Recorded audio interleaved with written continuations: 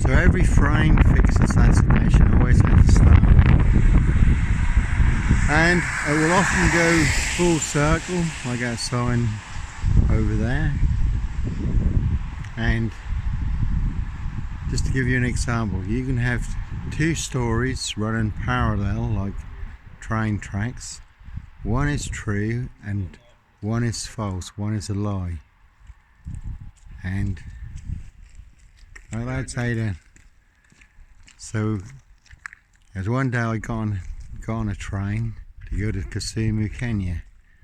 And what was my reason for going? One youth with a knife, with a gun, one gang with fire. Jaffa and his Yardi gang had threatened to burn my mother alive the next time they saw her.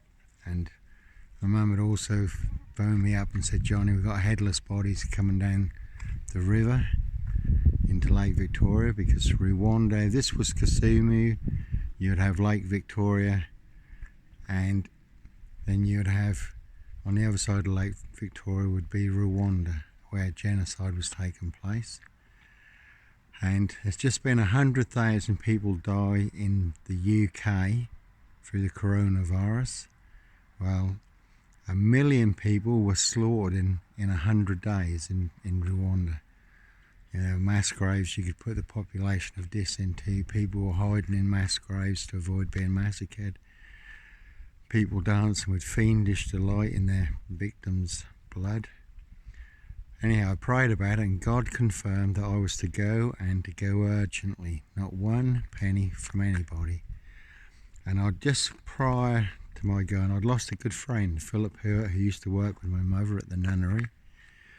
And he'd come round on the Wednesday, and on the Saturday night his car had overturned in Roydon. He was trapped in the seatbelt and that caught fire and they couldn't get him out. And the Lord gave me Psalm 18 for Philip.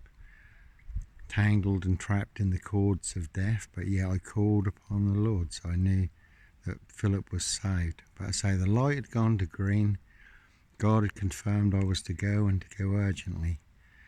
Now, I was a member of DC3, this Christian Community Church, Hope Church now, and the elders told me that I wasn't to go. So I went up there to see if anyone wanted to come in with me and we could get things set up and prepared, just in case, you know, the chain reaction, the trouble spread to Kisumu, because I had been in Kisumu during curfews, civil uprisings, people being shot on the street. I have stood 100 metres from huts that were burned down with the families in, or they were slaughtered, you know, trying to flee when the Prestons tribe, the Mandy tribe, were pushed in against the lure.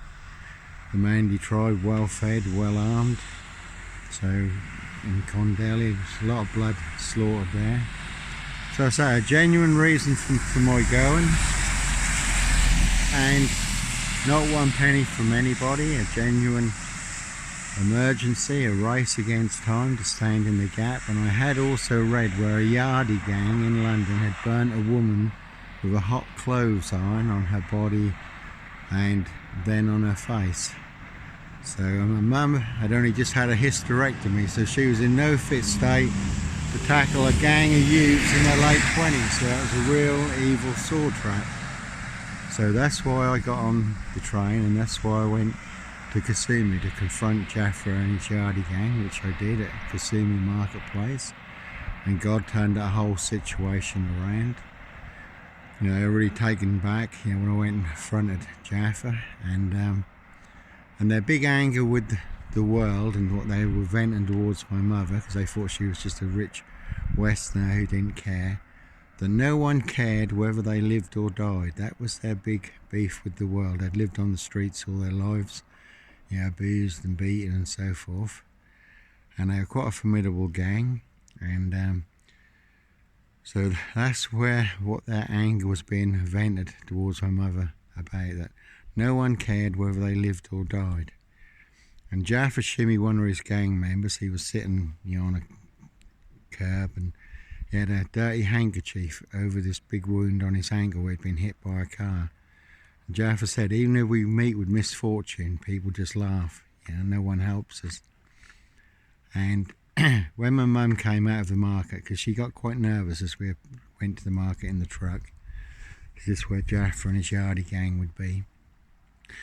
And so I called her over, and she went and got some blue iodine and some surgical gloves out of the truck and came and cleaned this lad's wound, because otherwise he'd get gangrene, he'd lose his foot or his leg, couldn't afford medical expenses, or it could be game over, that could be his life gone. So she knelt down just like Jesus washing the feet of the disciples, and cleaned this wound, put a clean dressing on, and the tears were running down this big lad's.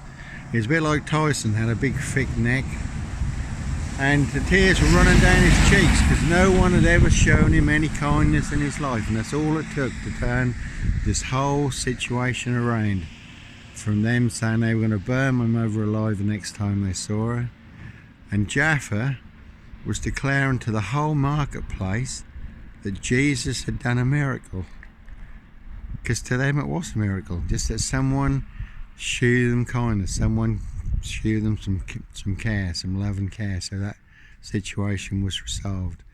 And when I arrived in Kisumu, 50,000 people had been massacred, estimated, in Rwanda, and while I was there I went up to 150,000 people. So that was the reason I went, in a nutshell. There was a lot more different things that did unfold while I was there.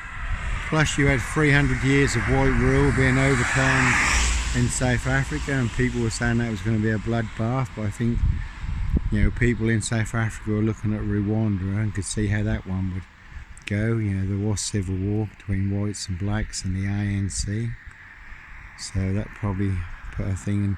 Like I say, when I flew in also, every plane was fully booked with everyone coming out. And it's like in 2008 when Rwanda erupted into, when Kisumu and Kenya erupted into violence because of the rigged elections. Kisumu was the worst hit place, and again I was ready to go on a drop of a hat to go and support my mum, and but this time God said no, not to go. And so when God tells you to go, green light, you go. If God tells you to stop, then you stop. But that was my reason for going. I say, not one single penny from anybody.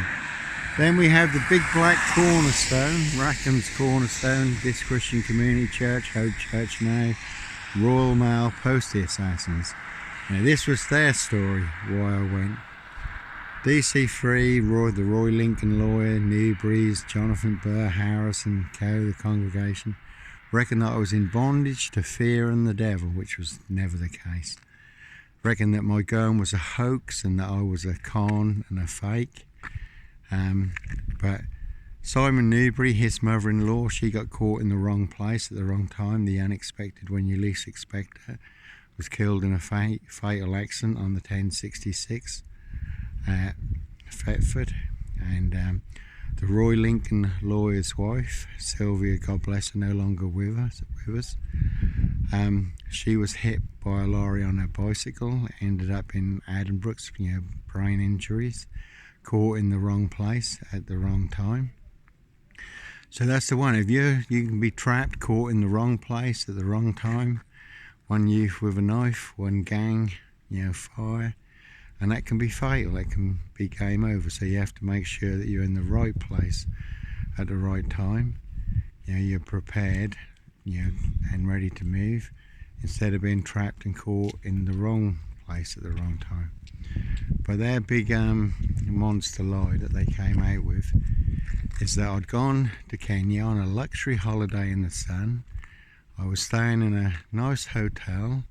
I was having sex with black hookers, grooming young girls, abusing children, which obviously was never the case, all paid for by people from DIS, again not one single penny from anybody, and churches. And I had Batman and Robin, Lister and Lambert on the door. If these false allegations had been true, which they weren't, then I would have served 18 months of a 3-year sentence. But that's just how monster black lies can start, and you can have two parallel stories running, all the way through Africa, DIS, Norwich and Sandringham. One is true and one is false, one is a lie. Anyhow, God bless, take care, keep safe, keep sweet, and we'll speak again soon. Bye.